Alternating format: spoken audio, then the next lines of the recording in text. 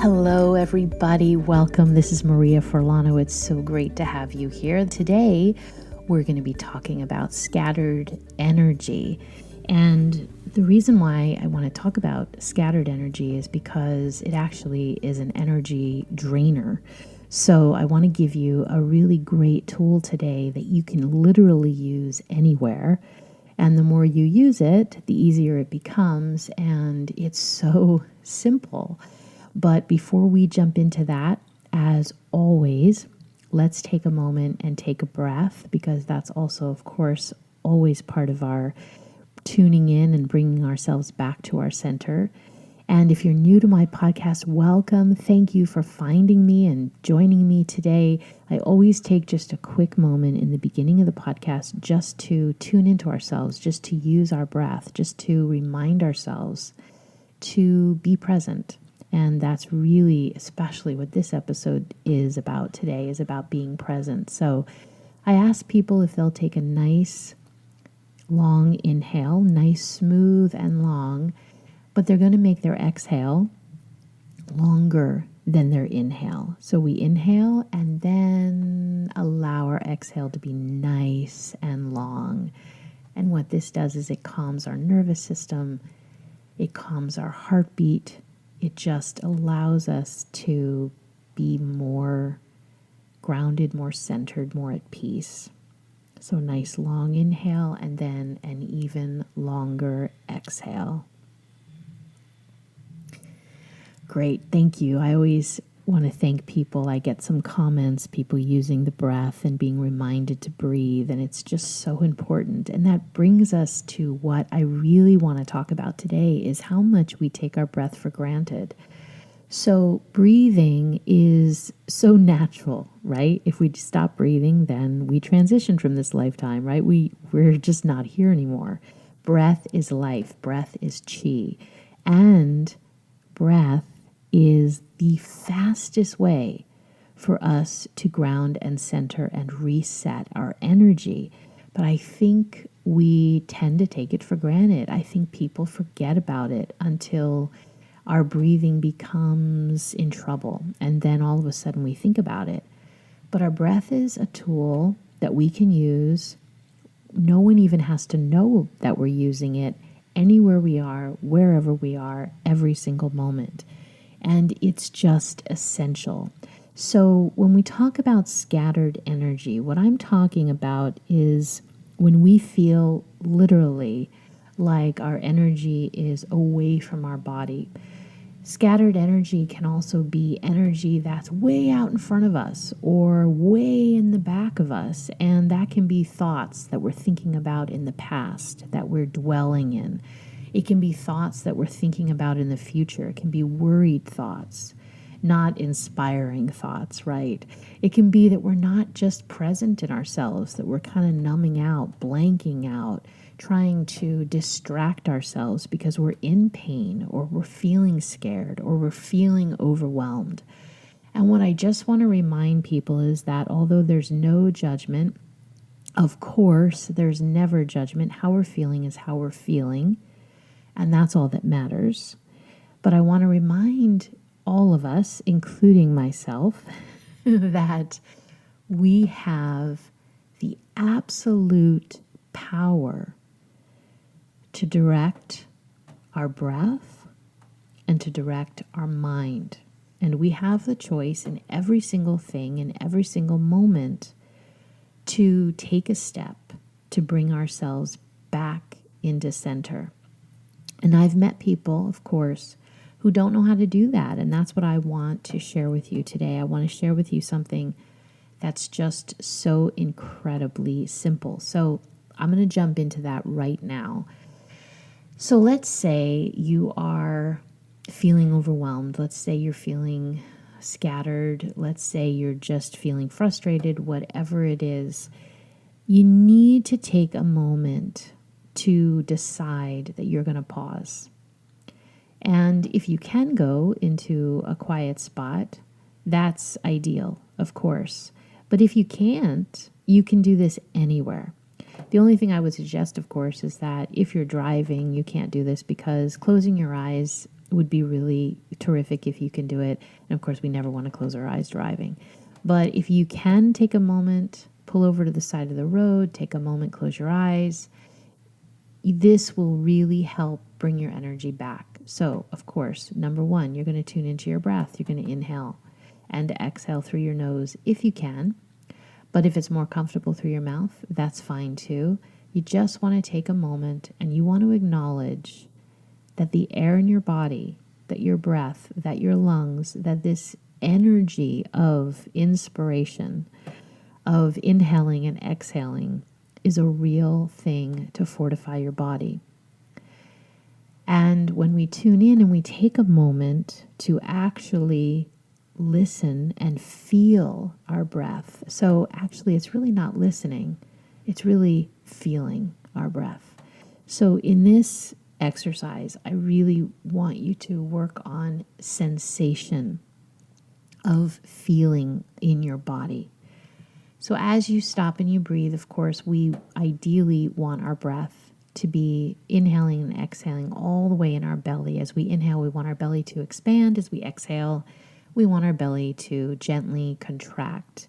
We want our posture nice and long because our diaphragm, which is our muscle of breathing, needs to extend fully downward in order to really help us bring in air. And it needs to be able to move fully upward as we exhale. So posture is essential to allow that length in our body. If you can visualize your breath going down into your hips, that's really wonderful. That is almost an instantaneous grounding exercise because you're literally directing the energy flow in your body. But wherever you can breathe right now, if you feel like you're breathing in your chest, if you feel like your breath is a little shallow, don't worry about it. Just breathe for now and just sense your breath. Feel it in your body. And then what I want you to do is to visualize in your mind a beautiful memory or a beautiful image. And I'd like you to really see, feel, sense that really soothing, ideally, soothing and uplifting image. And if you don't have an image, that's okay. Pick a color that you love. Pick a piece of nature, pick a tree, pick a flower, but use your mind to create a soothing environment for yourself. And again, closing your eyes is ideal, but if you couldn't close your eyes, you can still see and experience images in your mind. And if you start to move away from that image or thoughts start to come in or you get distracted, you just bring yourself back to a soothing image and to your breath. And you stay there for as long as you need or as long as you're able to. And that's it. That is one of the fastest ways to bring back scattered energy, to bring back our energy that when we're out of our body, to bring ourselves from a crazy-minded place. And I say crazy-minded with total love. That scattered energy that is just vibrationally all over the place, to bring it back into the present moment. And the more that we do this, if we do it for 5 seconds, if we do it for a minute, or if we decide to do this as our place of meditation, where we extend this practice into several minutes, the more we do it throughout the day, the more we do it throughout the evening, if you're dealing with overwhelmed thoughts at night, if you're dealing with sleeplessness, if you're dealing with pain, if you're dealing with problems that you can't figure out, worries, the more we do this very short exercise, and I do suggest keeping it short, the more we do it, the faster our body realigns, it gets used to doing it, our brain kind of rewires and says, oh, we're going to do that centering thing again. Great. We're going to think of those soothing images. Oh, that's cool. We're going to ground and we're going to breathe some more. Oh, okay, I can do that. I know what we're doing. This is safe. The more we get used to doing it, the more we get comfortable with doing it. And then we almost, in the future, not immediately, but in the future, we almost just have to think about the exercise of, oh yeah, I'm going to do that breathing and that mental image, soothing image mind exercise. And we're almost instantly brought to that place automatically because we've retrained ourselves. So it's really important to have these really quick tools. And our mind and our breath are the fastest ways to get our energy centered. So when we do Qigong and we do yoga and we do all kinds of movement and healing arts, they're wonderful because the movements actually distract the mind. They focus ourselves into the present because we're doing an activity. But we can't always do that. We can't always run, from somewhere that we are or find that quiet place to do movement. I was in my online membership the other day and we were answering questions and we were having a live class, and someone asked, saying, well, the only place that I really have to go at work that is silent or private is in the bathroom. And you don't really want to be doing energetic exercises in the bathroom if you can help it. You really don't. So this is perfect for that because you don't have to actually go anywhere. You just have to be still for a moment.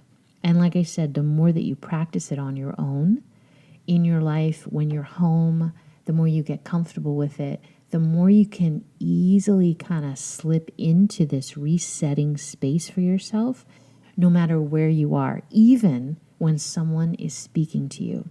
So I want to make this really clear because I'm not talking about tuning out. I'm not talking about not being present in a conversation when I say you can slip into this breathing and soothing image place where you ground your energy when somebody's talking to you. I want to make that really clear. But when we deal with a lot of stress in our lives, when we have a lot of people around us, when we have a friend who may be going through something very traumatic and very difficult, we all have our own stresses that we're going through. I've had people who've talked to me and said, I live in a household where the television is never off. I hear it all the time. And of course, I always suggest that you have to put down boundaries, and the people watching TV really should get headphones because it is very disturbing. Especially this person was talking about the news, that the news was always on. And so when you have that kind of energy, or you have any kind of energy of violence coming into your home, or anger or frustration or gossip or anything that is away from the heart center, you really have to look at your environment and understand that that is impacting the energy of your environment. So I always suggest, just as a side note here, this is kind of a side tangent, that you get headphones in your family so that people can watch TV and that you can also move around your home without having to be impacted. And of course, if you can't do that, you could get headphones for yourself and put on soft music. But when I go back to being in that kind of situation, or having to be in meetings or speak to people or have people speaking to you, and you're feeling stressed or overwhelmed, to be able to go into this space of breathing, to be able to bring up a soothing image in your mind allows you to keep your center. It allows you actually to stay in your empowerment and continue to listen. Because what happens is, and we work a lot with this with healers and with therapists and people who are constantly having to listen to other people, is you get pulled into their energy, if you don't know how to keep your own boundaries. But that's really for everyone. That's in every relationship that we have. That's in every friendship that we have. We need to be able to hold our own space. And especially if we're feeling scattered energy, or especially if we're in pain, or especially if we're exhausted, or especially if we're in fear, it's so much easier to get pulled into the energy of others, to get swept up in the current of what's going on with others or in a society than it is to hold your own space. Unless you want to completely barricade yourself where you don't see anybody, you don't watch anything, you don't listen to anything, it's unrealistic to think that you're not going to have to recenter yourself several times a day. There was a conversation that I was having with a student, and they were talking about that it's so much easier to do these centering exercises, to do Qigong, to do your breath, to stay in a good mood when things are flowing in your life, when they're easy in your life. And of course they are. We talked about this. Of course they are. But I told this student that the practice is that you do it whether you feel like it or not. That's the practice of alignment. That's the art of tuning in, is that we understand that this is a practice, that this is something that we have as a tool, and we have a choice to use it or not, and that we're needing to use it many, many times a day. It's totally different than just going to the gym for a workout once a day.